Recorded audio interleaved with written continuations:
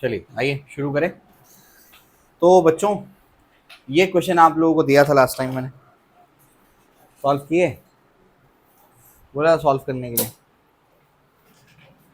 बोलो, क्वेश्चन बोला था ना सॉल्व करने के लिए। चलो बताओ, कितने लोग सॉल्व करके आए? एक बच्चे, बाकी? Very good. अच्छा चलो, मुझे एक बात बताओ तुम लोग सबसे पहले आज, अगर तुम चाहते हो ना कि तुम्हारे रिजल्ट आए, तुम्हारा सिलेक्शन हो जाए, रिजल्ट आए सिलेक्शन हो जाए,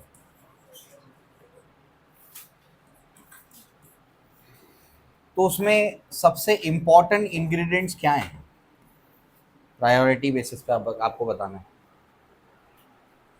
अगर आप चाहते हैं कि आपका रिजल्ट आए और आपका सिलेक्शन हो जाए, आप सिलेक्ट हो जाएं अच्छे इंजीनियरिंग कॉलेज में, गवर्नमेंट मेडिकल कॉलेज में आप सिलेक्ट हो जाएं, तो उसके इंग्रेडिएंट क्या हैं? सबसे इंपॉर्टेंट फैक्टर क्या है? बोलो, सबसे इंपॉर्टेंट फैक्टर क्या फैकल्टी है,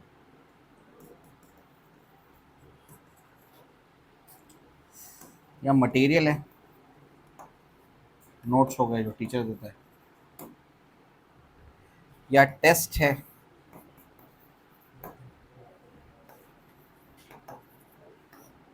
बोलो। आपने देखा है, मैंने इन चीज़ों को नंबर वन पे नहीं लिखा है। सबसे इंपॉर्टेंट फैक्टर ये नहीं है, ये तो एड ऑन है जो आपकी तैयारी में आपकी हेल्प करेंगे। सबसे इंपॉर्टेंट फैक्टर अगर आप देखेंगे आपके सिलेक्शन में, वो है सेल्फ स्टडी। आप सोचो, अगर आप पढ़ते ही नहीं हो, आप पढ़ते ही नहीं हो, आप ये सोचते हो कि क्लासरूम में बैठ के जो हो गया वो उतना ही करूंगा मैं, आप खुद से पढ़ते ही नहीं हो, सिलेक्शन हो जाएगा आपका, रिजल्ट आएगा आपका। अगर आप सेल्फ स्टडी नहीं करते हैं तो आप पता नहीं कौन से ख्वाब देख रहे हैं भाई, कौन से ख्वाबों की दुनिया में आप।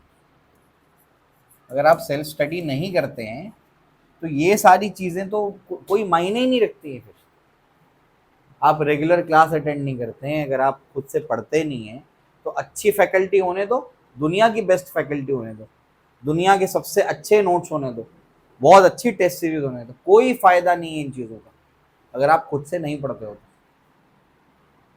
अगर आपको अपना रिजल्ट चाहिए, अगर आपको अपना सिलेक्शन चाहिए, तो सबसे ज़्यादा इंपॉर्टेंट चीज़ क्या है? Self study. खुद से पढ़ना पड़ेगा आपको। अगर आप खुद से पढ़ते ही नहीं है तो फिर क्या मतलब का? कोई मतलब का नहीं है।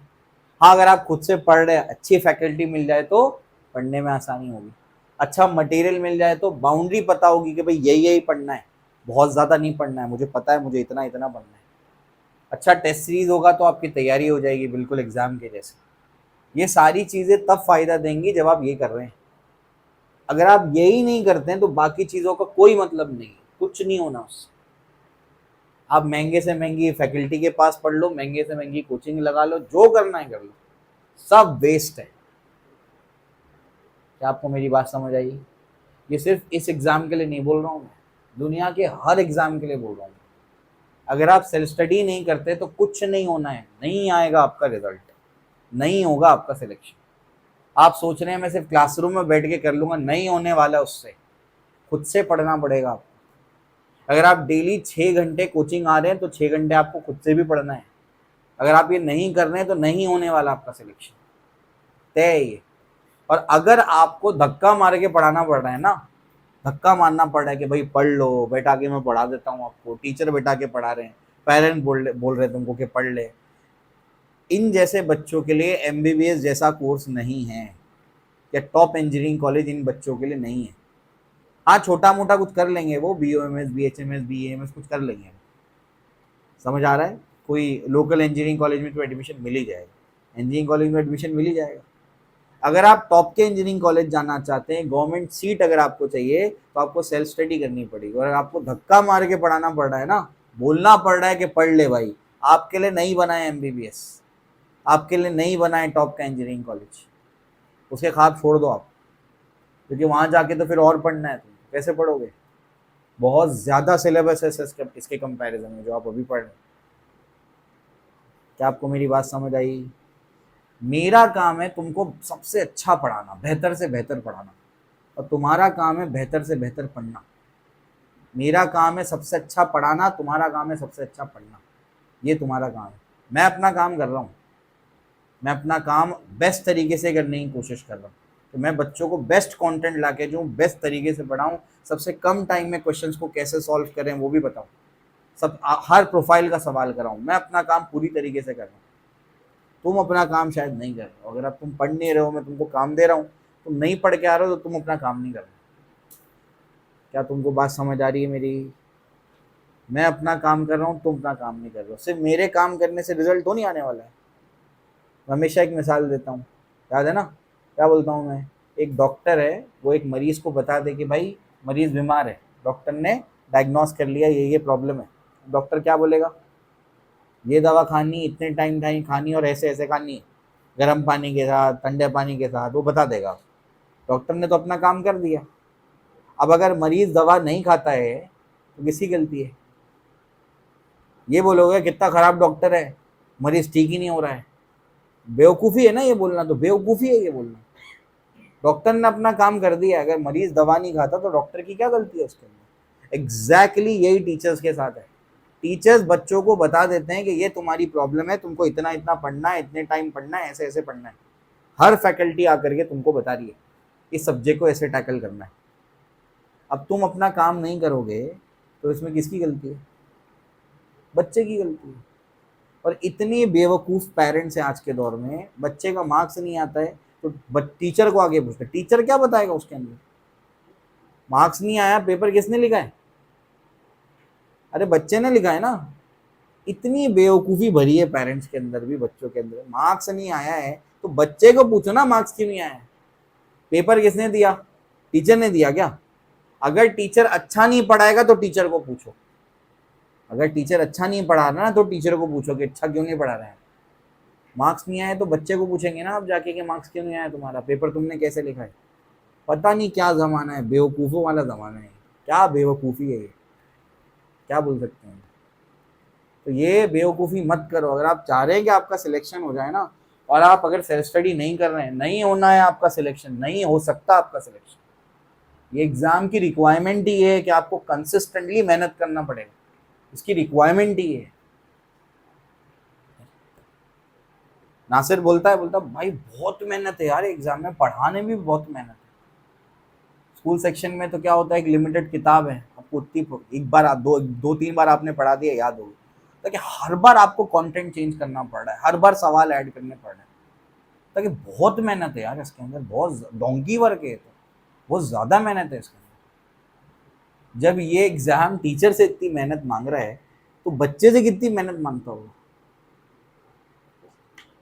तुमने तो शाइनिंग मारने के लिए ले लिया नीट और जेई, अच्छा लगेगा बोलने के लिए। मैं भी नीट और जेई की तैयारी कर रहा हूँ, अच्छा लगेगा बोलने के लिए, है ना? क्या बोल सकते हैं। अगर आप सच में सीरियस है ना अपने सिलेक्शन के लिए तो आपको ये पढ़ना पड़ेगा खुद से। आपको हर हफ्ते का टारगेट होता है आपके पास कि भाई ये मेरा टेस्ट है, मुझे तैयारी पहले ही दिन से शुरू करनी है, मंडे से ही शुरू करनी है। संडे को रात में टाइम टेबल आ जाता है, मंडे से ही मुझे तैयारी शुरू करनी है। आप स्कोर क्यों नहीं कर पाते हैं? क्योंकि आप 2 दिन पहले बुक उठाते हैं। तो नहीं होना है आपका सिलेक्शन। कहाँ से होगा चैप्टर तैयार आपका? नहीं होगा। ऐसे बच्चों का सिलेक्शन नहीं होने वाला, ऐसे बच्चों का एमबीबीएस नहीं होने वाला, ना टॉप के इंजीनियरिंग कॉलेज जाने वाले हैं। तो लोकल कुछ कर लेंगे। जो बच्चे कंसिस्टेंटली मेहनत करते हैं उन्हीं का सिलेक्शन होता है, उन्हीं के लिए एमबीबीएस का कोर्स, क्योंकि आगे जा करके भी बहुत मेहनत है। इंजीनियरिंग में भी अगर आप जेन्युइनली पढ़ेंगे तो आगे जा करके बहुत मेहनत है। समझ आई बात?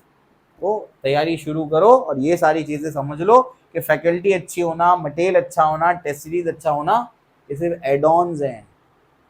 ये आपकी हेल्प करेंगे सिलेक्शन में। सिलेक्शन के लिए अल्टीमेटली क्या करना पड़ेगा? पढ़ना पड़ेगा खुद से, नहीं होगा उसके बगैर सिलेक्शन।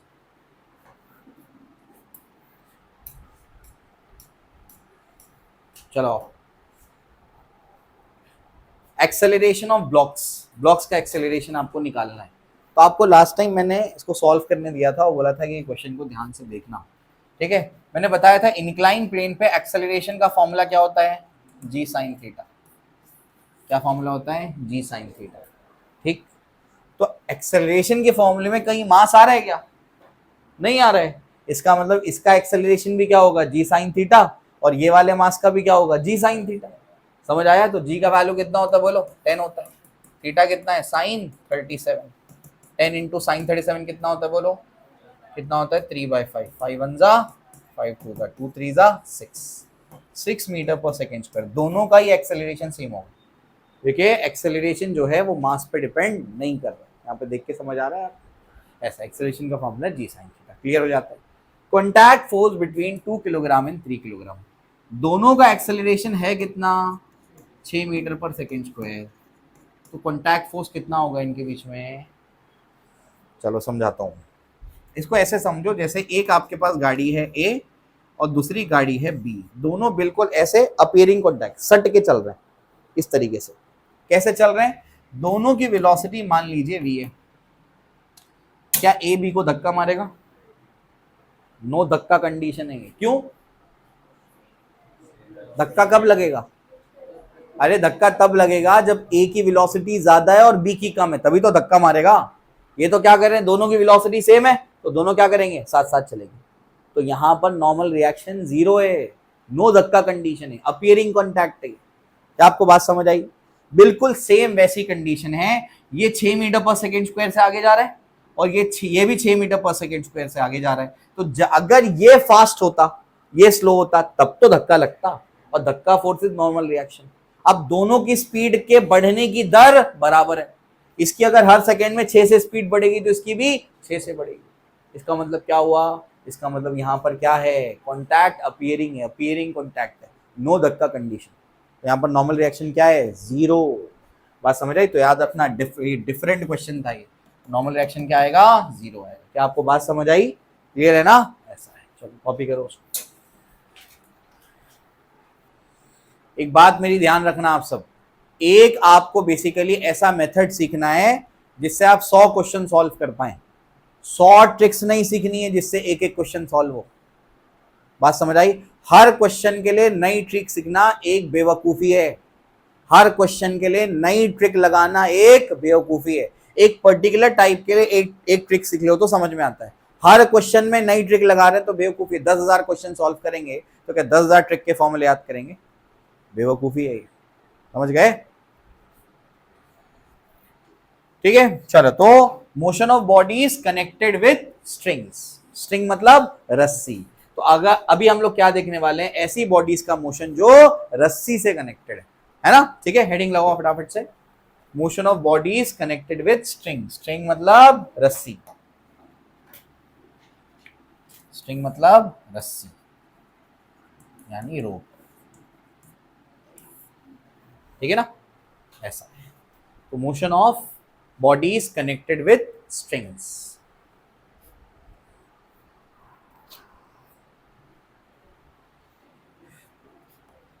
चलो भाई, अब जो है टेंशन फोर्स की थोड़ी सी चर्चा करते हैं। ठीक है ना? तो टेंशन फोर्स क्या है, कहां होगा? तो रस्सी हमेशा कहां पर होगी? टेंशन हमेशा कहां पर होगा? रस्सी में होगा। टेंशन हमेशा कहां होगा? रस्सी में। ध्यान से सुनना कैसे। अगर आपके पास एक रस्सी है, आप क्या करो? उसको एक एंड से यहां पकड़ो, दूसरे एंड से यहां पकड़ो, उसको खींचो। बात समझ आई? तो रस्सी क्या हो जाएगी? रस्सी हो जाएगी टॉट। क्या हो जाएगी? इसको क्या बोलते हैं? टॉट। तो रस्सी टॉट हो जाएगी। तो जो रस्सी टॉट हो गई तो हम लोग बोलेंगे उस रस्सी के अंदर क्या है? टेंशन है। क्या आपको बात समझ आई? क्या है? टेंशन फोर्स है। कौन सा फोर्स है? टेंशन फोर्स है। क्या आपको बात समझ आई? ठीक है ना? अच्छा, रस्सी हमने ऐसे बिल्कुल उसको टॉट कर दिया, फिर दोनों फोर्स को थोड़ा सा ऐसे कम कर दिया, या फिर ऐसे खींचा, बहुत ज्यादा था, कम खींचा, तो रस्सी क्या हो जाएगी? ढीली हो जाएगी। उसको बोलेंगे रस्सी स्लैक हो गई। क्या हो गई? स्लैक। और ढीली रस्सी में टेंशन जीरो होता है। क्या होता है? Tension zero. चलो भी समझ में आता है। तो a pulling force exerted on object by rope और cord, this is a contact force. ठीक है ना? अब जैसे जो आपका नॉर्मल रिएक्शन था वो एक धक्का फोर्स है, वो सिर्फ पुश कर सकता है। एक ब्लॉक दूसरे ब्लॉक को क्या कर सकता था? पुश कर सकता था। जो टेंशन वाला फोर्स होगा ये कहां होगा? रस्सी में होगा। और ये पुशिंग फोर्स नहीं होता है, ये कैसा होता है? पुलिंग फोर्स होता है। एग्जाम्पल देता हूं मैं आपको। अगर आपने एक रस्सी ली, आपने एक रस्सी ली, उससे आपने एक ब्लॉक कनेक्ट कर दिया, आप चाहते हैं कि इस ब्लॉक को मैं पुल करूं तो आप आसानी से पुल करेंगे, इधर फोर्स लगाएंगे पुल हो जाएगा। आप चाहते हैं कि इस रस्सी के जरिए मैं उसको पुश करूं, बोलो पुश होगा क्या? वो नहीं होगा। पुश करो मतलब क्या? उसके तरफ फोर्स लगाना पड़ेगा, उसके तरफ फोर्स लगाएंगे तो क्या रस्सी जा करके उसको हिट करेगी? नहीं करेगी। हिट कर भी देगी तो उसको पुश नहीं कर पाएगी। क्या आपको बात समझ आई? तो रस्सी असल में क्या कर सकती है? रस्सी में टेंशन जब आएगा तो टेंशन हमेशा एक पुलिंग फोर्स होता है। कैसा फोर्स होता है? Pulling force. वो अपनी तरफ खींचता है, पुश नहीं करता है, पुशिंग फोर्स नहीं होता है टेंशन। चलो समझ में आता है। तो टेंशन कहां पर होगा? रस्सी में होगा। टेंशन कहां पर होगा? रस्सी में। जितनी रस्सी उतने टेंशन, अभी बताऊंगा आगे। ठीक है, चलो अभी आगे चलते हैं। Tension in a string. String मतलब क्या? एक हमारे पास रस्सी है, उसके अंदर टेंशन है। कैसे होगा? तो जैसे एक मेरे पास रस्सी है, उस रस्सी को मैंने क्या कर दिया? एक ब्लॉक कनेक्ट करके क्या कर दिया? अटैच करके उसको टंगा दिया। अब होगा क्या? रस्सी बनी होती है कई सारे मॉलिक्यूल से। रस्सी किससे बनी होती है? कई सारे मॉलिक्यूल से बनी हुई होती है। तो रस्सी बनी होती है कई सारे मॉलिक्यूल से। अब होता क्या है, जैसे ये खींचेगा, कैसे खींचेगा? नीचे एमजी लगेगा कि नहीं लगेगा? अर्थ इसको खींचेगा, और जो मॉलिक्यूल्स होते हैं उनके बीच में बॉन्ड होता है।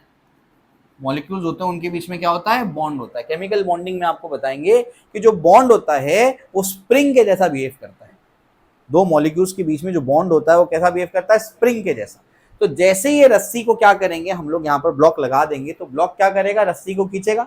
रस्सी खींचेगी मतलब मॉलिक्यूल खींचेंगे, मॉलिक्यूल खींचेंगे मतलब बॉन्ड खींचेगा, मतलब स्प्रिंग खींचेगी।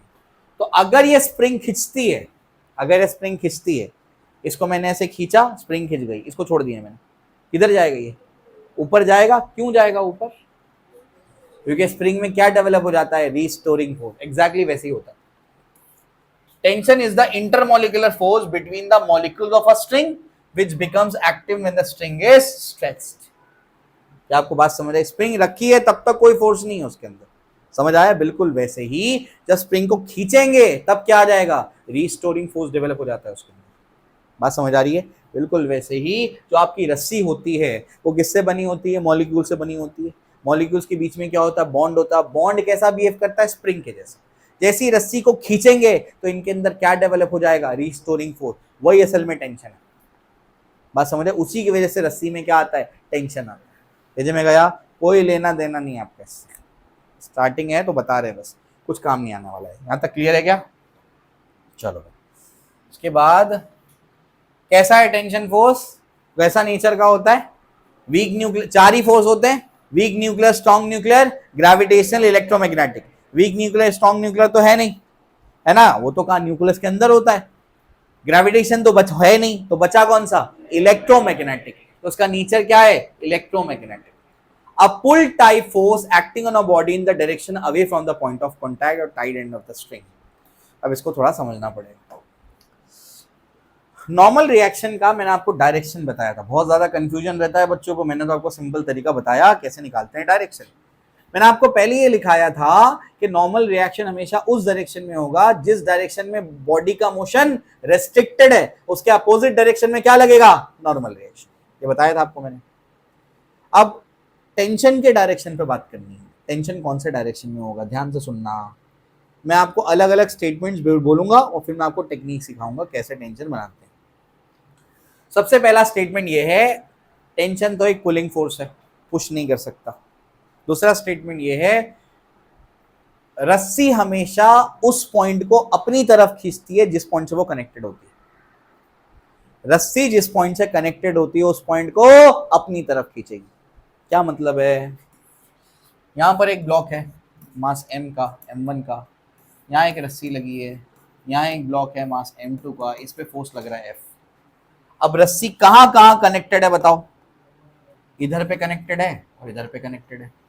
तो रस्सी जिस पॉइंट से कनेक्टेड होती है उस पॉइंट को अपनी तरफ खींचती है। बात समझ आई? ठीक है ना?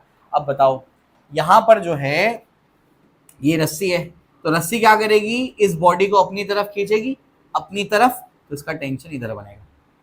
और इस बॉडी को रस्सी अपनी तरफ खींचेगी तो इसके टेंशन का डायरेक्शन ऐसे बनेगा। टेंशन इंटरनल फोर्स होता है, आपस में कैंसल आउट हो जाता है। बात समझ आई? ठीक है ना? चलो भाई आपस से, टेंशन कैसा फोर्स है? पुलिंग फोर्स है। देखो रस्सी पुल कर रही है, रस्सी इसको भी क्या कर रही है, पुल कर रही है। पहला स्टेटमेंट। दूसरा स्टेटमेंट बोलो, रस्सी जिस पॉइंट से कनेक्टेड होगी उस पॉइंट को अपनी तरफ खींचेगी। दूसरा स्टेटमेंट। दो तरीके हैं उसका डायरेक्शन बताने के लिए। डायरेक्शन जो मैं टेंशन का बता रहा हूँ वो मैं ये बता रहा हूँ कि बॉडी को कौन सा डायरेक्शन में खींच रहा है। मैं रस्सी के कोई भी पॉइंट पे टेंशन का डायरेक्शन नहीं बता सकता हूँ। कोई बच्चा पूछे सेंटर वाले पॉइंट पे बताओ, नहीं बताऊंगा मैं। सेंटर वाले पॉइंट पे डायरेक्शन नहीं बताते उसका सिर्फ वैल्यू बताते हैं वहां पर कितना। बॉडी पे बताते हैं टेंशन कितना हो रहा है उसका। ठीक है, एक्स्ट्रा बातें आपके काम की नहीं है फिलहाल। ठीक है, आगे चलो। तीसरा सबसे इफेक्टिव तरीका टेंशन बनाने का, टेंशन का डायरेक्शन बताने का क्या करने का है। ये बॉडी है, ये बॉडी है, और बॉडी को हम लोगों ने रस्सी से कनेक्ट कर दिया। ठीक है, बॉडी को हम लोग ने रस्सी से क्या कर दिया, कनेक्ट कर दिया।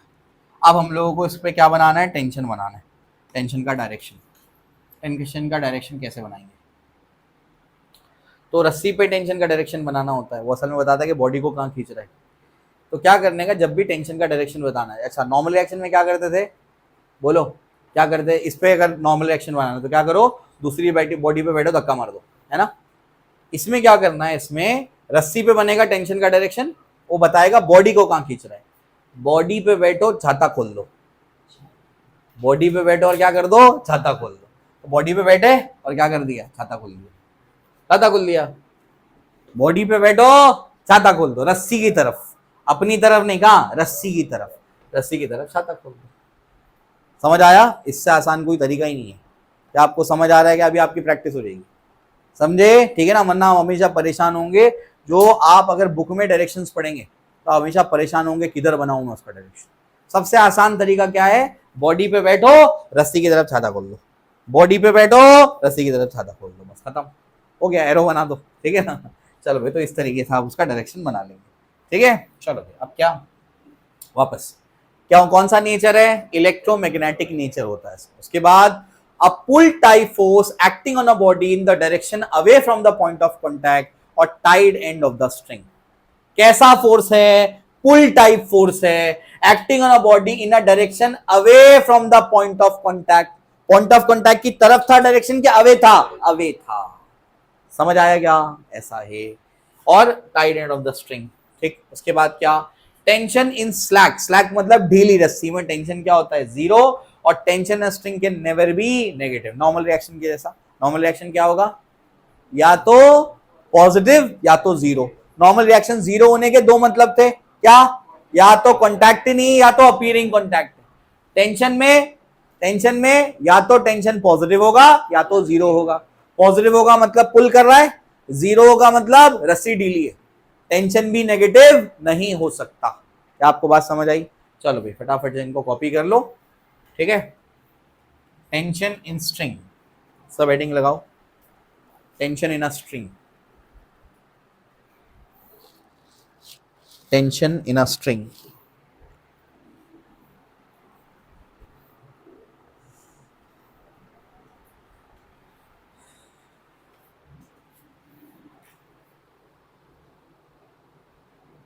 टेंशन इन अ स्ट्रिंग लिखो। It's an intermolecular force, it's an intermolecular force, IMF लिखना है सिर्फ। It's an IMF, intermolecular force, which becomes active, it's an intermolecular force which becomes active when the string is stretched, which becomes active when the string is stretched, when the string is stretched। ठीक है, चलो इस पर direction बनाओ। कहाँ रस्सी जिस point से कनेक्टेड होती है उस पॉइंट को अपनी तरफ खींचती। कितने पॉइंट से कनेक्टेड है, दो, एक इधर और एक इधर। सही है, क्या बोला मैंने, पॉइंट पे बैठो, रस्सी की तरफ छाता खोल दो। सही है, बोलो, पॉइंट पे बैठो, रस्सी की तरफ छाता खोल दो। पॉइंट पे बैठो, रस्सी की तरफ छाता खोल दो। बात समझ आई, ठीक है ना। ये टेंशन इंटरनल फोर्सेस है, आपस में कैंसिल हो जाते हैं, इंटरनल फोर्सेस है। ठीक है, ध्यान रखना। चलो भाई, तो इस तरीके से, इससे आसान टेक्निक नहीं है टेंशन के डायरेक्शन बनाने की। क्या वो जहां पर भी पॉइंट ऑफ कांटेक्ट है वहां क्या करो, पॉइंट पे बैठो, रस्सी की तरफ छाता खोलो, डायरेक्ट सीधा डायरेक्शन आ जाता है। ठीक है, चलो समझ में आया। हाँ, उसके बाद ये लिख दिया ना, ये लिख लो important points, important points about tension, important points about tension. ठीक है, सबसे पहला point, electromagnetic in nature, electromagnetic in nature.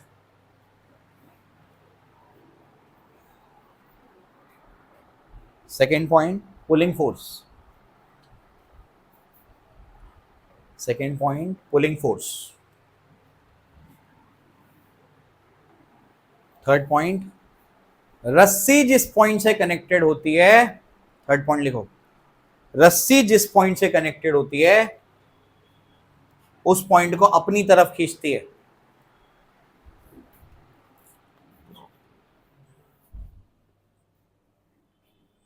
Connected होती है, रस्सी जिस पॉइंट से कनेक्टेड होती है उस पॉइंट को अपनी तरफ खींचती है। ठीक है, ठीक है, क्लियर है, चलो समझ में आ गया। उसके बाद next point, for a slack string, for a slack string,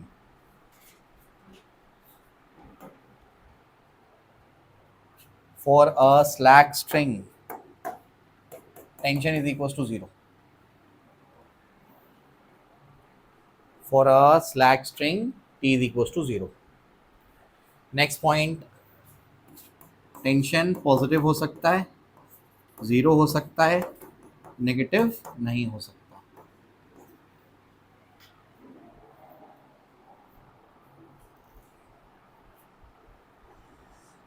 positive 0 लेकिन नेगेटिव नहीं हो सकता।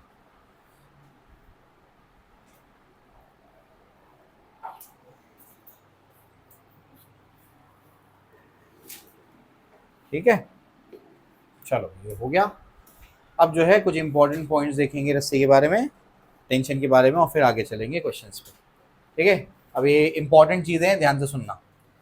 Force of surface tension, force of tension acts on a body in the direction away from the point of contact or tied end of the string। आप उसका direction वैसे नहीं निकालेंगे, आप वैसे निकालेंगे जैसे मैं बोल रहा हूँ, जिस पॉइंट से भी कनेक्टेड है रस्सी उस पॉइंट पे बैठो, रस्सी की तरफ छाता खोल दो। ठीक है ना, चलो भाई बोलो क्या करना पड़ेगा। यहाँ कनेक्टेड है और यहाँ कनेक्टेड है, बोलो रस्सी जिस पॉइंट से कनेक्टेड होती है उस पॉइंट को अपनी तरफ खींचते, तो वो तरीका है। तो तरीका क्या है, बोलो बैठो छाता खोल दो, ये बन गया डायरेक्शन।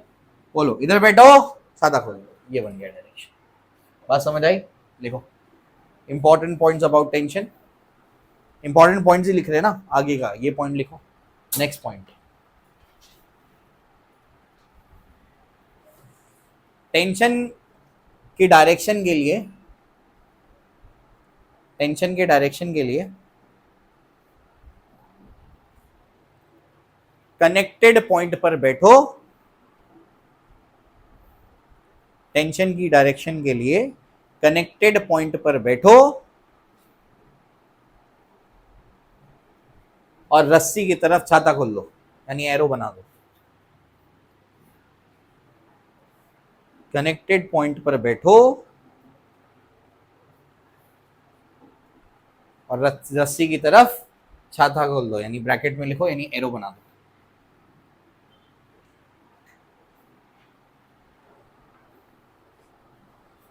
ठीक है, चलो भाई आई होप समझ में आया है। ये डायग्राम बना दो उसमें।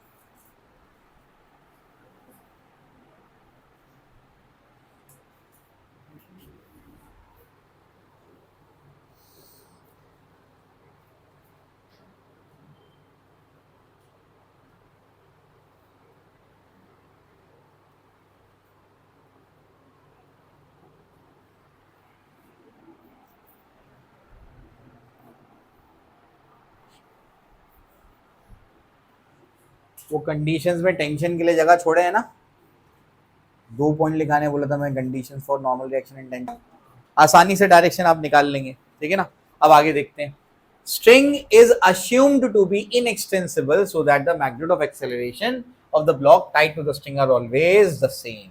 ठीक है ना, देखो ये ब्लॉक और ये ब्लॉक को रस्सी से कनेक्ट करने पर ये कंस्ट्रेंट मोशन बन गया। कंस्ट्रेंट मतलब रेस्ट्रिक्टेड मोशन। क्या मतलब उसका, अगर आप ये M1 को इससे कनेक्ट कर देते हैं और M1 पे फोर्स लगाते हैं तो रेस्ट्रिक्शन ये है कि M2 अपने आप इधर उधर मूव नहीं कर सकता, M2 को M1 के साथ चलना पड़ेगा क्योंकि रस्सी कनेक्टेड है। क्या आपको बात समझ आई? तो बेसिकली रस्सी कनेक्ट करने पर मोशन कैसा होता है, कंस्ट्रेंट हो जाता है। क्या हो जाता है, कंस्ट्रेंट। अब हम जो यहां पर ये जो आप रस्सी यहां पर आपने लगाई है, ये रस्सी कैसी है, इनएक्सटेंसिबल है। कैसी है, इनएक्सटेंसिबल। मतलब हम ये मानेंगे कि रस्सी चलते टाइम खिंच नहीं रही है, मतलब खिंच करके उसकी लेंथ नहीं बढ़ जाएगी, उसकी लेंथ फिक्स। अरे समझ आ रहा है क्या, है ना? तो ये बोला है उसने कि हमारा ये अजम्पशन है कि जो हमारी स्ट्रिंग है वो कैसी है, इनएक्सटेंसिबल है। बात समझ आई? तो चलने के दौरान इसकी लेंथ बढ़ नहीं जाएगी। ठीक है, आई होप आपको समझ में आ रहा है। ठीक है ना, लिखने की जरूरत नहीं है, समझना है आपको बस। अगर स्ट्रिंग कैसी है, मासलेस है, हम रस्सी को शुरुआत में क्या मानेंगे, मासलेस मानेंगे। हम मास वाली रस्सी आगे सॉल्व करेंगे, लेकिन शुरुआत में कैसी रस्सी मानेंगे, मासलेस। कैसी रस्सी है, जैसे ये बटन सिलने के लिए धागा होता है, तो वो रस्सी कैसी है, उसका मास क्या है, नेग्लिजिबल। वैसी रस्सी की बात कर रहे हैं, मासलेस रस्सी। लेकिन आगे जाकर के हम लोग मास वाली रस्सी की बात करेंगे। वो ग्रिल ऊपर चढ़ाने के लिए होता है ना, अरे ग्रिल चढ़ाने के लिए जो रस्सी यूज होती है वो कैसी है, मास वाली रस्सी। बाद में वो रस्सी की बात करेंगे। तो पहले धागे वाले रस्सी की बात कर रहे हैं, बाद में वहां मोटे रस्से की बात करेंगे आगे जाके। ठीक है ना, चलो तो अब अभी पहले तो क्या हमारा, if the string is massless, रस्सी कैसी है, मासलेस है, और कैसी है, फ्रिक्शनलेस। ना तो उसका मास है ना तो फ्रिक्शन है। ठीक है ना, तो पूरी रस्सी में एक ही टेंशन रहने वाला है। हर पॉइंट पे टेंशन क्या रहेगा, सेम रहेगा। कब होगा ऐसे, हाँ, जब रस्सी मासलेस और फ्रिक्शनलेस है, दोनों बातें होनी चाहिए। रस्सी मासलेस भी और फ्रिक्शनलेस भी, तो हर पॉइंट पे टेंशन क्या रहेगा, सेम रहेगा। हर पॉइंट पे टी टेंशन रहेगा। क्या आपको बात समझ आई? तो जो हमारे ये बटन या कपड़े सिलने का जो धागा होता है वो फ्रिक्शनलेस भी होता है और लगभग क्या होता है, मासलेस होता है। तो उसके हर पॉइंट पे टेंशन क्या होगा, सेम होगा। बात समझ आई? अगर उससे पकड़ के खींचेंगे इसको, ठीक है ना। लेकिन if the string is massless but not frictionless, massless तो है लेकिन फ्रिक्शनलेस नहीं है। मासलेस तो है लेकिन फ्रिक्शनलेस नहीं है। ठीक है ना, तो तब क्या होगा, तो जब तक कांटेक्ट नहीं आएगा कहीं पे तब तक टेंशन सेम रहेगा। देखो ये कांटेक्ट था तो यहाँ इसके बाद अभी टेंशन पूरे में यहाँ तक का क्या 81, उसके बाद पुली के कांटेक्ट में आ गया, पुली के कांटेक्ट में आने की वजह से यहाँ पर टेंशन बदल जाएगा। समझ आया? बहुत रेयरली आएगा ये सारी चीजें, ज्यादातर हम क्या डील करने वाले हैं, मासलेस रस्सी। लेकिन फिर भी है तो बता रहा हूं मैं, आ गया कहीं पे तो क्या करेंगे फिर, है ना। तो देख लेते हैं इसको एक बार। तो अगर रस्सी मासलेस तो है लेकिन फ्रिक्शनलेस नहीं है, फ्रिक्शन है रस्सी के अंदर। क्या आपको बात समझ आई? ठीक है ना, ये वैसा है जैसे वो मांझा होता है ना, मांझा, मांझा समझ में आता है ना, अरे वो पतंग उड़ाते हैं मांझा, तो मांझा फ्रिक्शनलेस नहीं होता है, उसमें फ्रिक्शन होता है। फ्रिक्शन होता है ना उसके अंदर, फ्रिक्शन होता है उसमें। लेकिन लगभग कैसा मांझा मान रहा हूं मैं, बहुत पतला मांझा, तो उसका मास क्या होगा, नेग्लिजिबल। तो ये मांझे की बात कर रहा है, वैसे टाइप की रस्सी की बात कर रहा है। बात समझ आई? तो जो ऐसी रस्सी है जिसका मास तो बहुत कम है, नेग्लिजिबल है, लेकिन उसमें फ्रिक्शन है, फ्रिक्शनलेस नहीं है। पहली कौन सी रस्सी थी, हमारा धागा। बात समझ आई? बाद में कौन सी रस्सी की बात कर रहा है, मांझे टाइप रस्सी की बात कर रहा है। समझ आया क्या? ठीक है ना। अब तो चाइनीज मांझे आ गए, पता है ना, टूटता नहीं हो जल्दी। ठीक है, अच्छा ठीक है, ओके। तो बेसिकली जो रस्सी है, तो रस्सी कैसी है, मासलेस है लेकिन फ्रिक्शनलेस नहीं है। तो जब तक कांटेक्ट नहीं आएगा तब तक टेंशन सेम है। जैसे ही नया कांटेक्ट बना टेंशन बदल जाएगी। चेक करो, यहाँ कांटेक्ट था, टेंशन सेम है, सेम है, सेम है। यहाँ कांटेक्ट नया आ गया, देखो पुलिस से कांटेक्ट में आ गया, टेंशन बदल गया। यहाँ पर T1, वहां पर क्या है, T2। समझ गए क्या? If the string is not light, नया टाइप की रस्सी, स्ट्रिंग लाइट नहीं है मतलब हैवी है। ये कौन से रस्सी की बात कर रहा है, मोटे रस्से की बात कर रहा है ना। तो क्या है, स्ट्रिंग क्या है, लाइट नहीं है। Tension at each point of the string will be different depending on the acceleration. Her point का टेंशन क्या होगा, अलग अलग होगा। सेम भी हो सकता है स्पेशल केसेस में, लेकिन जनरली डिफरेंट होता है। बात समझ आई? तो अगर मोटे रस्से की बात करेंगे, हमने ब्लॉक लिया, उसके एक रस्सी लगाई, दूसरा ब्लॉक कनेक्ट कर दिया, और मोटा रस्सा है, तो हर पॉइंट पे टेंशन क्या है, अलग अलग है। दोनों ब्लॉक लिए, धागे से कनेक्ट कर दिया, तो हर पॉइंट पे टेंशन क्या है, सेम। क्या आपको बात समझ आई? लेकिन अगर मांझे से कनेक्ट कर दिया, तो अगर एक ही रस्सी है, यहीं यहीं कॉन्टैक्ट, तो टेंशन क्या होगा, सेम। लेकिन आगे नया कॉन्टैक्ट होगा तो टेंशन बदल जाएगा। कॉन्टैक्ट पॉइंट पे क्या होगा, टेंशन बदलेगा वहां। क्या आपको बात समझ आई है? चलो शॉर्ट में लिखो उसको फटाफट से, इंपॉर्टेंट पॉइंट्स में।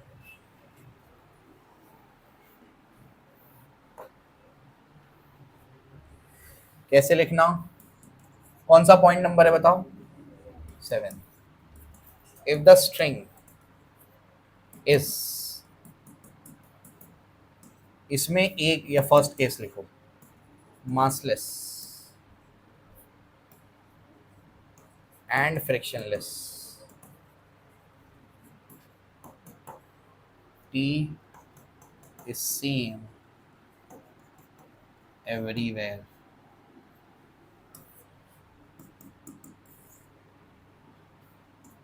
the string is massless but not frictionless,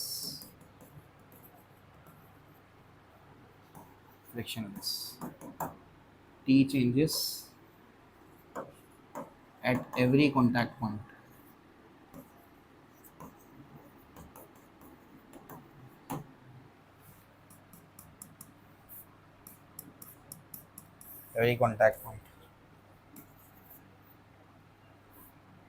the string is heavy।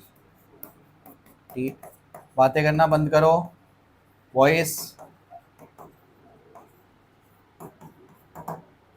ठीक है ना। T is different at every point, short में लिखना है, ठीक है ना। इफ द स्ट्रिंग इज, पहला केस क्या हो सकता है, मासलेस एंड फ्रिक्शनलेस, तो टी सेम एवरीवेयर। दूसरा केस क्या है, मासलेस बट नॉट फ्रिक्शनलेस, क्या लिखोगे, T changes at every contact point. और तीसरा केस क्या है, हैवी, तो T is different at every point, ठीक है ना।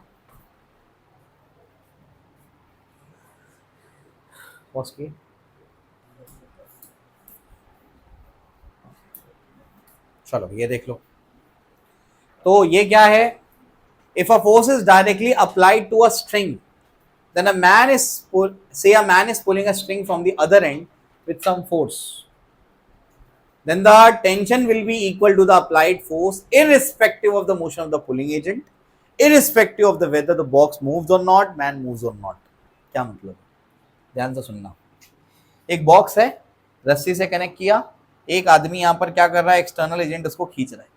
अगर उसको खींच रहा है, कितने फोर्स से खींच रहा है, एफ फोर्स से खींच रहा है, कितने फोर्स से, एफ फोर्स से खींच रहा है। अगर ऐसा हो रहा है तो क्या है, ध्यान से सुनना, एफ फोर्स अगर इसको खींच रहा है, तो अगर वो रस्सी को एफ फोर्स से खींचेगा तो रस्सी उसको एफ फोर्स से खींचेगी। क्या बोला था मैंने, आप अपने बालों को अपने हाथों से खींचेंगे तो आपके बाल आपके हाथों को खींचेंगे, ऐसे ही बताया था ना, एग्जैक्टली वही हो रहा है। तो अगर यहां पर एफ फोर्स से हम रस्सी को खींचेंगे तो रस्सी हमको क्या करेगी, एफ फोर्स से खींचेगी। तो रस्सी जिस फोर्स से खींचेगी उसी को तो टेंशन बोलते हैं। तो रस्सी का टेंशन भी किसके बराबर होगा, एफ के बराबर होगा। और अगर रस्सी कैसी है, मासलेस है, तो हर पॉइंट पे टेंशन क्या होगा, सेम होने वाला है। बात समझ आई? इससे हो सकता है कि बॉक्स मूव करे, है ना, हो सकता है बॉक्स मूव करे। मैन ने फोर्स लगाया था मान लो 10 न्यूटन, तो अगर बॉक्स मूव कर भी जाता है तब भी रस्सी में टेंशन 10 न्यूटन। बात समझ आई? एक्सटर्नल एजेंट मूव कर जाता है तब भी रस्सी में कितना है, 10 न्यूटन। नहीं मूव करता है तब भी कितना है, 10 न्यूटन। बात समझ आई? जितना फोर्स एक्सटर्नल एजेंट रस्सी पे लगाएगा उतना ही टेंशन उस रस्सी के अंदर डेवलप होगा। अगर रस्सी मासलेस है तो हर पॉइंट पे टेंशन सेम डेवलप होगा। क्या आपको बात समझ आई? Very good. चलो लिखो उसको, डायग्राम बना लो, लिखो मत बट डायग्राम बना लो। ठीक, आगे चलते हैं। अभी देखो, तो जब तक बोला ना जाए तब तक रस्सी को क्या मानेंगे, मासलेस मानेंगे। String is assumed to be massless unless stated, hence tension in it remains the same everywhere and equal to the applied force। ठीक है ना, जब तक तो टेंशन सेम है, जब तक मासलेस मानेंगे तो हर पॉइंट पे टेंशन क्या है, सेम है, ठीक है ना। लेकिन if the string has a mass, string के पास मास है, मोटी रस्सी है, तो tension at different points will be different. अब इसमें ये तो पहले से ही मालूम है, वापस से क्यों पॉइंट है, ये समझाने की कोशिश कर रहा है कि हर पॉइंट पे टेंशन अलग अलग है, तो मैक्सिमम का है और मिनिमम का है, वो ये बताने की कोशिश कर रहा है। तो अगर ये रस्सी है, यहां पर इस पे फोर्स लगा, तो इस पे इस पॉइंट पे क्या है, मैक्सिमम टेंशन, और जो पॉइंट इसको कनेक्टेड है उस पॉइंट पे क्या है, मिनिमम टेंशन। क्या आपको बात समझ आई, क्लियर हो गया? तो यहां पर है कि अगर हम लोग क्या कर देते हैं, और ये जो एफ होगा वो सी के बराबर होगा, अप्लाइड फोर्स के बराबर।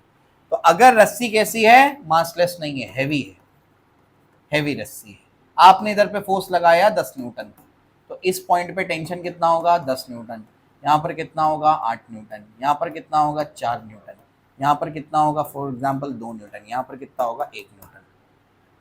समझे क्या?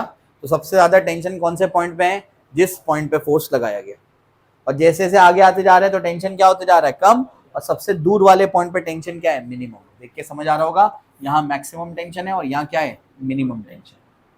समझ गए? ठीक है ना, ऐसे निकालो। चलो लिख लो ये भी पॉइंट, बस डायग्राम बना लो।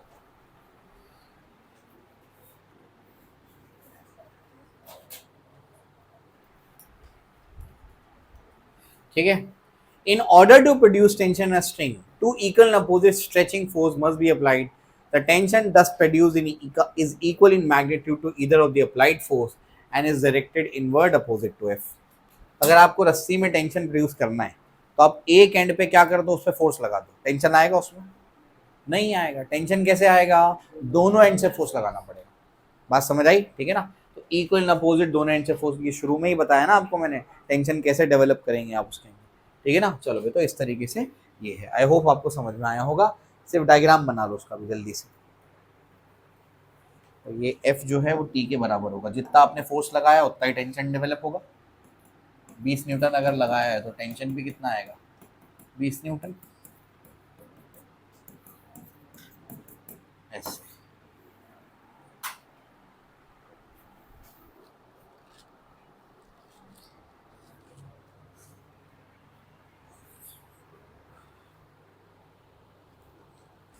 ठीक। अच्छा, ये एक पॉइंट देख लो, यहाँ पर भी कहीं कहीं पे काम है इसका कुछ सवालों में, ज़्यादातर इसका काम फिर सॉलिड्स में, मैकेनिकल प्रॉपर्टीज ऑफ सॉलिड्स में।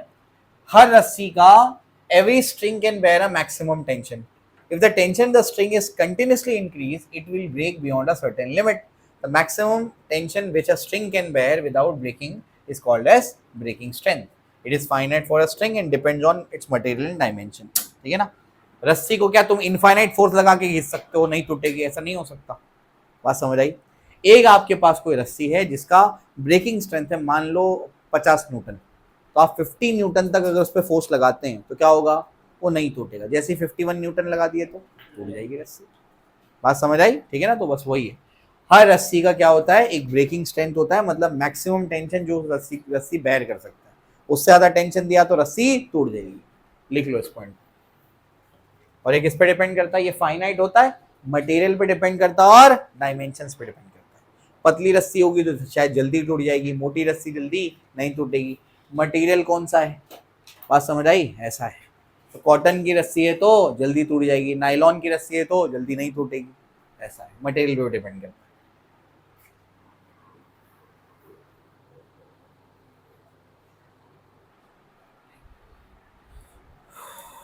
चलो अभी हाँ, ऐसा कुछ पहले देखा है? अभी नॉर्मल रिएक्शन निकालने में देखा था, system of mass is tied by string. पहले क्या थे, दोनों ब्लॉक्स को ऐसे सटा के रख दिया था, दो चीजें निकालते थे वहां पर, क्या बोलो? एक एक्सेलरेशन ऑफ द सिस्टम और दूसरा नॉर्मल रिएक्शन। ठीक, पहले बेसिक मेथड से जाएंगे। अब क्या कर दिया, दो ब्लॉक लिया लेकिन दोनों को ऐसे नहीं रखा, क्या कर दिया, स्ट्रिंग से कनेक्ट करके अब इस पे यहाँ फोर्स लगा रहे हैं, और जैसे स्ट्रिंग कनेक्टेड है तो एक कंस्टेंट है, तो जब M1 चलेगा तो M2 को चलना पड़ेगा। बात समझ आई? ठीक है ना। ऐसा है, तो पूरे सिस्टम का एक्सेलरेशन इधर होगा। अब हम लोग पहले क्या करेंगे, पहले इसको बेसिक जो मेथड है उससे सॉल्व करना सीखेंगे, फिर मैं आपको इसके शॉर्टकट समझाता हूँ। ठीक है ना, कैसे सॉल्व करेंगे फास्ट तरीके से। तो सबसे पहले तो हमारे पास ये है, इसमें हम लोग ने यहाँ पर फोर्स लगाया हुआ है, और फिर हम लोग क्या करते हैं, इसको भी दो चीज़ें निकालनी है। क्या निकालना है, एक्सेलरेशन निकालना और रस्सी में टेंशन निकालना। जब तक क्वेश्चन में ना बोले कि रस्सी हैवी है, तब तक हम रस्सी को मासलेस मानेंगे, और मासलेस रस्सी है तो हर पॉइंट पे टेंशन बराबर होगा। डायरेक्शन कैसे निकालना है मैं आपको बता चुका हूँ, आइए सॉल्व करेंगे इसको। एक हमारे पास मास यहाँ पर m1 है और रस्सी से कनेक्टेड है, यहाँ मास क्या m2 है, यहाँ फोर्स F लग रहा है, पूरा सिस्टम इधर एक्सेलरेट कर रहा है। अब अगर रस्सी यहाँ पर है, अगर ये रस्सी यहाँ पर है, बातें मत करो, बातें मत करो, अगर यहाँ पर रस्सी कनेक्टेड है और इसी फ्लोर पे रखी है रस्सी, है ना, फ्रिक्शनलेस फ्लोर है, जब तक बोला ना जाए तब तक फ्रिक्शनलेस ही मानो। अब अपने को क्या करना है, पूरे सिस्टम का एक्सेलरेशन निकालना है और साथ ही साथ क्या करना है, फिर रस्सी में टेंशन निकालना है। जितनी रस्सी उतने टेंशन, लिख लो ये पॉइंट तुम लोग इंपॉर्टेंट पॉइंट्स में। नेक्स्ट इंपॉर्टेंट पॉइंट में, जितनी रस्सी उतने टेंशन, एक रस्सी एक टेंशन, 5 रस्सी 5 टेंशन, जितनी रस्सी उतने टेंशन। ठीक है, चलो भाई, कितनी रस्सी है, एक रस्सी है, अरे वो तो फोर्स है, एक रस्सी है तो कितने टेंशन, एक टेंशन। इस पॉइंट पे टेंशन बनाना है, कनेक्टेड पॉइंट पे बैठो, छाता खोल दो, ये हो गया टेंशन टी, और कनेक्टेड पॉइंट पे एरो बना दो, बन गया ये टेंशन टी। समझ गए ना, इस तरीके से। तो यहाँ पर कितनी रस्सी थी, एक ही रस्सी, तो टेंशन कितने आए, एक ही आए। अब क्या बनाने का, एफबीडी बनाने का। बेसिक मेथड क्या है, एफबीडी बनाना। एफबीडी कैसे बनेगा बोलो, यहाँ m1 का एफबीडी बनेगा। m1 पे कितने फोर्स लग रहे, एक ही लग रहा है, टेंशन 50, और पूरा m1 इधर एक्सेलरेट कर रहा है a से, तो बताओ क्या लिखेंगे, एफ नेट बराबर ma लिखेंगे। नेट फोर्स क्या है, एक ही है, उल्टे साइड पे फोर्स है ही नहीं, इज इक्वल टू क्या होगा, मास क्या है m1, एक्सेलरेशन क्या a, आ गया टेंशन। सही। अब m2 का एफबीडी बनाओ, बोलो m2 का एफबीडी बनाओ, क्या आएगा, इधर पे m2 पे क्या लग रहा है, f, उल्टे डायरेक्शन में क्या लग रहा है, t, इधर ये क्या कर रहा है, एक्सेलरेट, क्या लिखेंगे बोलो, एफ नेट बराबर ma लिखेंगे। नेट फोर्स क्या होगा, t माइनस एफ लिखेंगे, f माइनस टी लिखेंगे, f माइनस टी, जहां एक्सेलरेशन वो फोर्स बड़ा, बड़ा माइनस छोटा, तो बड़ा फोर्स कौन है, f minus T is equal to mass क्या है m2, एक्सेलरेशन a। यहां तक क्लियर है क्या, टेंशन कितना आया, m1a, पुट कर दो, f minus m1a is equal to क्या होगा, m2a। बोलो जल्दी से क्या होगा, इसको उधर भेज दो, बोलो क्या होगा, m2a प्लस क्या होगा, m1a, a को कॉमन ले लो, अंदर क्या बचेगा, m2 plus m1 into a, और ये f, तो एक्सेलरेशन क्या आया बताओ, एक्सेलरेशन आया f divided by m1 plus m2, ये आया एक्सेलरेशन। समझे क्या, तो ऐसे आप लोग एक्सेलरेशन निकालेंगे और ऐसे टेंशन निकालेंगे। क्लियर है क्या, चलो कॉपी करो, खुद से निकालोगे, है ना, चलो हटा दूं, ये हटा देता हूँ, चलो खुद से ट्राई करो। हेडिंग लगाओ, system of masses tied by strings. उसमें भी सब केस क्या है, टू कनेक्टेड बॉडीज का है।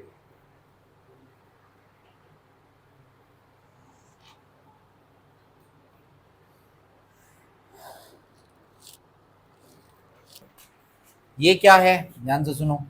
अब अगर हमारे पास ऐसे कोई सिस्टम है, m1 मास का, टेंशन यहाँ पर t होगा इसमें, और m2 मास का, यहाँ पर फोर्स F लग रहा है, इधर ये एक्सेलरेट कर रहा है, तो नेट एक्सेलरेशन का फॉर्मूला क्या होता है बोलो, F net by m net. हम ये मान रहे हैं कि दोनों एक साथ में चल रहे हैं, है ना।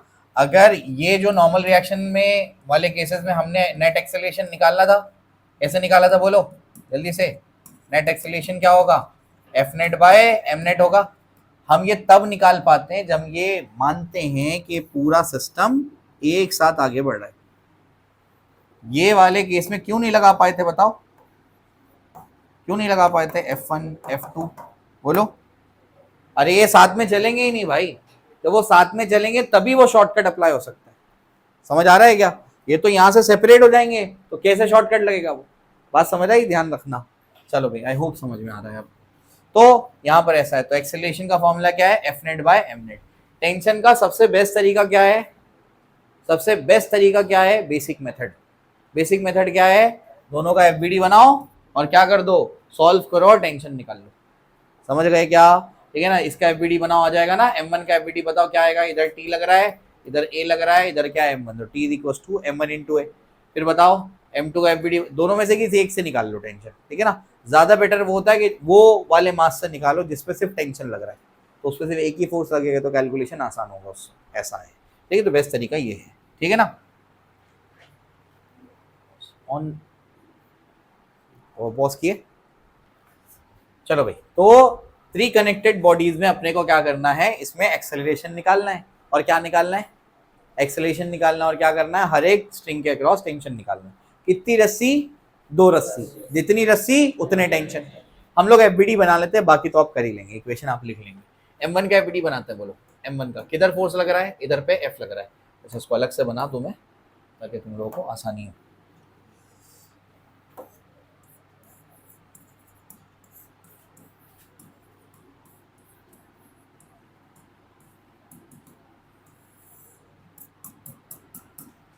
ठीक है, चलो भाई, कितनी रस्सी बोलो, कितनी रस्सी, 2 रस्सी, जितनी रस्सी उतने टेंशन। बोलो, पॉइंट पे बैठो, एरो बना दो, पॉइंट पे बैठो, एरो बना दो, रस्सी की तरफ, पॉइंट पे बैठो, एरो बना दो, पॉइंट पे बैठो, एरो बना दो। समझ आ रहा है क्या, कितने टेंशन, T1 T1, यहाँ पर T2 T2। ठीक है ना, अब बताओ क्या होगा, एफबीडी बनाओ, M1 का बनाओ, एक ही टेंशन लग रहा है T1, है ना, एक्सेलरेशन पूरे सिस्टम का इधर है। बोलो क्या होगा, एफ नेट बराबर है में T1 इज इक्वल टू क्या होगा, M1 है। M2 का बनाओ जल्दी, बोलो इधर क्या लग रहा है T2, इधर क्या लग रहा है T1, बोलो क्या आएगा, इधर एक्सेलरेट कर रहा है सिस्टम। बोलो T2 minus T1 is equal to M2 into A. T1 कितना है, M1 है, तो T2 क्या होगा, बोलो माइनस M1 है इक्वल टू क्या होगा, M2 है। बोलो जल्दी से क्या होगा, T2 is equal to M1 plus M2 into ए।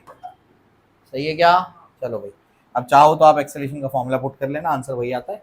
उसके बाद बताओ M3 का, बताओ जल्दी से, बोलो M3 का क्या होगा, इधर F लग रहा है, इधर पे क्या लग रहा है, T2 लग रहा है, इधर एक्सेलरेट कर रहा है। बोले क्या लिखेंगे, F minus T2 is equal to M3 into ए।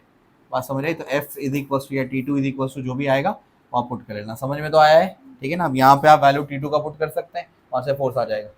ठीक है, क्लियर हो गया, बहुत आसानी से क्या करेंगे, इसको आप निकाल लेंगे। एफबीडी बनाने आ गया, वो इंपॉर्टेंट है। क्लियर है क्या, चलो भाई ये डायग्राम बना लो, एफबीडी बना लो। चलो यहाँ देखो सब, एक्सेलरेशन ऑफ द सिस्टम आपको निकालना है। तो एक्सेलरेशन निकालने के लिए हमारे पास एक शॉर्टकट है, ठीक है ना, हर किताब में आपको मिलेगा ये, F net by M net. ठीक है, एफ नेट कितना है 50, एम नेट कितना है बोलो 5, कितना आ जाएगा 10 मीटर पर सेकेंड स्क्वायर। एक्सेलरेशन आ गया।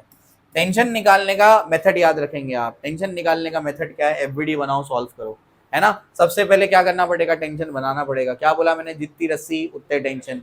तो अब यहाँ पर देखो, इस पॉइंट को कनेक्टेड है, इस पॉइंट को कनेक्टेड है, तो यहाँ पर बैठो, चाता खोल दो, इधर बैठो, चाता खोल दो, ये आया टेंशन टी। बोलो जल्दी से क्या होगा, टेंशन अगर निकालना है तो अब या तो इसका एफबीडी बनाओ या तो उसका बनाओ। ज्यादा आसान क्या है, जिसमें एक फोर्स लग रहा है उसका एफबीडी बना लो, जल्दी सॉल्व हो जाएगा उससे। तो 2 किलोग्राम का बना लेते हैं, 2 किलोग्राम का बना लो। इधर टेंशन लग रहा है, इधर इसका एक्सेलरेशन है, टी इज इक्वल टू क्या होगा 2 इंटू ए, 2 इंटू ए कितना है बोलो 10, कितना आया 20 न्यूटन। क्लियर है, इसको सॉल्व करेंगे सब, ट्राई।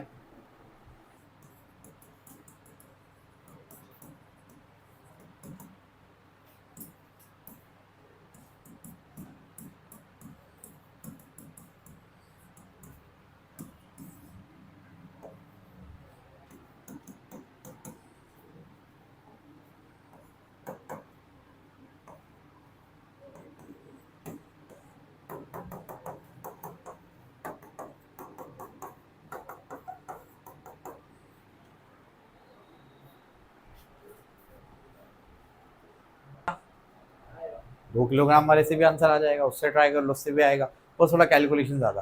ठीक है ना, चलो ठीक है, क्लियर है, चलो समझ में आया। आगे चलो, इसमें बताओ, बोलो क्या करना पड़ेगा, एक्सेलरेशन निकालो। एक्सेलरेशन का फॉर्मूला क्या है, नेट एक्सेलरेशन का F net by M net. ठीक है, नेट फोर्स वहाँ 30, यहाँ 20, तो 10 बचा। नेट एक्सेल कितना है 3, 5, 2 मीटर पर second square is the acceleration.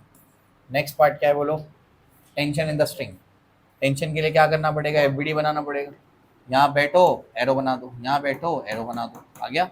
अब यहाँ में, यहाँ तो दोनों साइड पे फोर्स लग रहा है, तो अब एक्सेलरेशन होगा क्या, इधर होगा, बड़े वाले फोर्स की तरफ, 30 माइनस 20 इधर है, तो इधर एक्सेलरेशन। तो किसी का भी एफबीडी बना के सॉल्व कर लेना। ठीक है, आपको जो ईजी लगे आप वो कर लो। मैं तो 3 किलोग्राम का बना लेता हूँ। बोलो 3 किलोग्राम का, यहाँ क्या लग रहा है 30 लग रहा है, उल्टा क्या लग रहा है टी लग रहा है, इधर क्या कर रहा है वो एक्सेलरेट कर रहा है। बोलो क्या होगा 30 minus T is equal to 3 into a. सही है, 30 minus T is equal to 3 into a कितना है 2। ठीक है, तो टी बोलो 30 माइनस कितना होगा 6, टी कितना होगा 24 न्यूटन। सही है।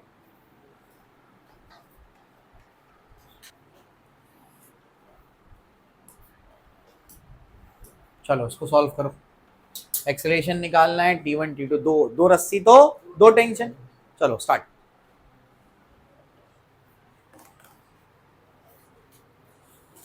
पॉज किए इसमें, बोलो भाई। सबसे पहले क्या निकालेंगे, एक्सेलरेशन। नेट फोर्स कितना है 55, नेट मास कितना है बोलो, कितना है 11, कितना आएगा 5 मीटर पर सेकेंड स्क्वायर। अब टेंशन निकालना है, तो यहाँ T2 आया, बोला है उसने, यहाँ T1 आया। ठीक है, तो अब आसान क्या है, पहले 5 किलोग्राम का एफबीडी बना लो। यहाँ T2 लग रहा है, इधर एक्सेलरेट कर रहा है, T2 is equal to 5 into है, 5 इंटू ए कितना 5, 25 न्यूटन। ठीक है ना। फिर इसको निकालना है, चाहो तो इससे निकाल लो, चाहो तो इससे निकाल लो, जो आपको इजी लगे। ठीक है ना। मैं इसको 2 किलोग्राम का बना लेता हूँ। 2 किलोग्राम पे इधर कितना लग रहा है 55 न्यूटन, इधर पे कितना लग रहा है T1, इधर क्या कर रहा है एक्सेलरेट, इधर एक्सेलरेट कर रहा है मतलब 55 ज़्यादा है। 55 minus T1 is equal to 2 into a. सही है, 55 माइनस T1 तो निकालना है, 2 इंटू एक्सेलरेशन कितना है 5 है, तो कितना हो जाएगा बोलेगे 45, तो T1 is equal to 45 Newton. ठीक है ना, ऐसे आएगा। क्लियर है। चलो चलो भी निकालो। चलो कैसे सॉल्व करेंगे इसको, एक्सेलरेशन कैसे निकालेंगे, F net by M net करेंगे। सही है ना। एफ नेट कितना है, एफ है, एम नेट कितना है 20। नहीं निकाल सकते, क्या करना पड़ेगा फिर। हाँ हाँ, अब कुछ नहीं कर सकते तो क्या करना पड़ेगा, एफबीडी बनाना पड़ेगा। एफबीडी रास्ता है। ठीक है ना, आओ एफबीडी बनाते हैं, इसको बन दे देना।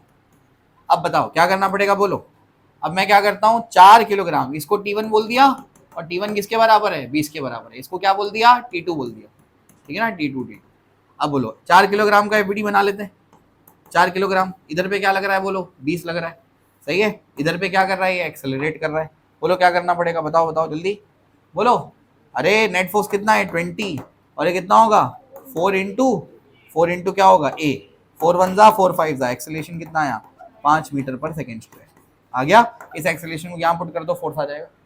समझ आएगा, एक्सेलरेशन को पुट कर दो, एक्सेलरेशन कितना आया 5, एफ बाय 20, एफ का वैल्यू कितना आ जाएगा 100 न्यूटन, आंसर आ जाएगा।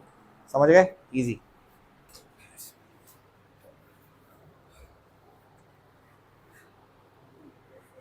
चलो भैया, होप समझ में आया आपको ये। ठीक है, ये वाला क्वेश्चन आप लोग लिख लो, इसको ट्राई कर लेना ये वाला। बाकी 2-3 सवाल बचे हैं, 2-4 सवाल वो आगे देखेंगे। अभी मास वाली रस्सी नहीं है, सबके सब क्या है मासलेस है। इसमें पता है ना क्या करना है, बोलो टेढ़ा फोर्स है, टेढ़ा वेक्टर देखते ही पागल हो जाओ, इसे कंपोनेंट बना लेना, एक इधर लगेगा, है ना। तो ये वाला फोर्स जो है फिर आगे आप उसके हिसाब से सॉल्व करें। ठीक है।